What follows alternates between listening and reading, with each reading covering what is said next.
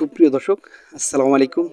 জাতিসংঘে যে একটি ঘটনা ঘটলো, অচেনা এক লোক উঠে গেল ডক্টর ইউনূসের সঙ্গে এবং এ বিষয় নিয়ে ফেসবুক, ইউটিউব বিভিন্ন জায়গায় তোলপাড় চলতেছে। আসলে ওই যুবকটা কি?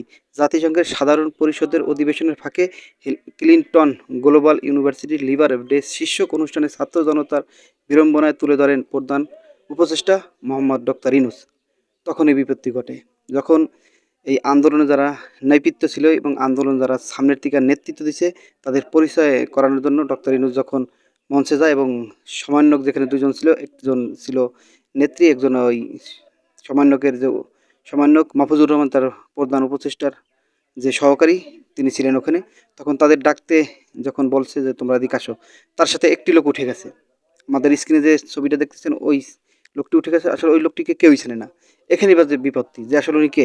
মাহফুজুর আলম বলেন তার ভেরিফাই যে পেজে তিনি লেখছেন যে যিনি যেই লোকটা ওঠেন আসেন তারা চেনেন না, তিনি অনুপ্রবেশকারী, তাকে চেনেন না। তিনি কেন উঠছে সেটাও জানেন না। তিনি আরও বলছেন, মাহফুজুর আলম বলেন, যখন আমাদের মঞ্চে ডাকলেন তিনি তড়িঘড়ি করে দাঁড়িয়ে আমাদের আগে মঞ্চের দিকে ছুটে গেলেন। আমি সেই লোকটিকে মঞ্চে যাওয়ার আগে থেকে প্রতিরোধ করতে পারিনি, যদিও আমি সন্দিহান ছিলাম। আমার বিশ্বনেতা ও গণমাধ্যম ব্যক্তিদের কাছে আমি অসহায় ছিলাম। ভাই এটা সম্ভব না, কারণ কি ওই জায়গায় ডাক দেওয়ার কোনো সিস্টেম থাকে না। কীরকম একটা লোক আমার সাথে আসলো, আসার পর যদি আমি বলি যে তুমি কে, তখন আরও যে লোক যাচ্ছে এখানে ভাই আন্তর্জাতিক বিষয়, এখানে ডাক দেওয়ার কোনো সিস্টেম নাই। এটা ডাক দিতে তিনি পারেন না। কারণ ডাক দিতে পারেন না এই কারণে, কারণ এখানে বিশ্বের বড় বড় ব্যক্তিত্ব তাদের সামনে বয়ে ডাক দেওয়া, এটা তাহলে তারা আতঙ্কের ভিতরে যায় আসলে কে। এটা হয় গুল্লাবারের কারণ সেখানে সে মাহফুজুর রহমান তার বুদ্ধির পরিচয় দিচ্ছে যে না, এখানে তারে ডাক দেওয়া যাবে না। তিনি আরও বলছেন, বিশ্বাসঘাতক থেকে বিরত থাকতে পারিনি, মানে বহুত চেষ্টা করছে যে এই কারণে তাদের রাখার মতো সেরকম ছিল না। এই আন্দোলনের গণ উত্থানের নেতৃবৃন্দ সমন্বয়কারী ও যোদ্ধাদের কাছে প্রার্থনা ক্ষমা করেন। তিনি মাপ চাইছেন যে আসলে আমরা এটুকু বুঝতে পারিনি যে এই লোকগুলো যে উঠে যাবে বা এগুলো আমাদের যাচাই করার দরকার ছিল। কিন্তু তিনি আরও বলছেন যে আসলে তিনি আরও বলেন, আমরা আগামী দিনে গণ উত্থানের প্রতিনিধির বিষয়ে অত্যন্ত সতর্ক থাকবো, যে পরবর্তীতে আমাদের সাথে কে আসলো কে আসলো না, কারণ সতর্ক থাকবে এই ক্ষেত্রে।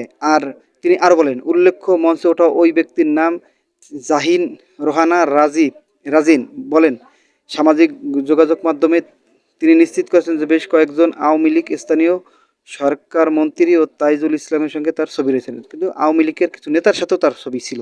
সে বলছে এটা যে আওয়ামী লীগের কোনো নেতার সাথেও ছবি পাওয়া গেছে এবং তিনি ওই দলেরই লোক ছিলেন। এটা যেটা মাহফুজুর আলম তিনি আসলে তার ভেরিফাই যে পেজ সেটা তিনি বলছেন, তিনি দুঃখিত। এইটা বোঝা যায় যে আসলে এই সমস্ত লোকের থেকে সতর্ক থাকা লাগবে। প্রত্যেকটা মানুষের সতর্ক থাকা অত্যন্ত জরুরি। কারণ অনেক কিছু ঘটতে পারত।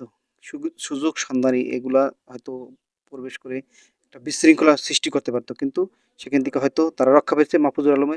তিনি আরও বলেন এইটা, মাহফুজুর আলম যখন এই জাতিসংঘের সাধারণ পরিষদের অধিবেশনের ফাঁকে যে ভাষণ দিচ্ছেন, ওই ভাষণের সময় জিনিসটা বাইজে গেছে। পরবর্তীতে তারা আরও সতর্ক থাকবে এবং এই সমস্ত লোকের থেকে অবশ্যই সতর্ক। কারণ এখানে ভাই বিষয়টা কি দেখছেন, এই জন্যই বলে বাঙালি বড় চালু। আজকে চালুর পরিচয় দিয়েছে, বুঝতে পারছেন, যেখানে ভাই সিপার ভিতর দিয়ে ঢুকে যায়, সে সিপার ভিতর দিয়ে ঢুকে যায় কি একটা কাম ঘটাই দিছিল। এটা আবার মানে মানুষ আশ্চর্য গেছে, এটা তারা নিয়ে সোশ্যাল মিডিয়া এখন বর্তমানে রীতিমতো ঝড় তুলছে যে আসলে লোকটা কে, এই লোকটা কে। অবশ্যই জানা গেল তিনি কে এবং তার পরিচয় সম্পর্ক এখন মানুষ জানতে পারছে যে তিনি এই লোক। তো ফির এই সমস্ত লোকের থেকে আসলে মূলত সতর্ক থাকা আমাদের অত্যন্ত জরুরি। পরবর্তীতে অন্য কোনো ভিডিও নিয়ে আমরা হাজির হব।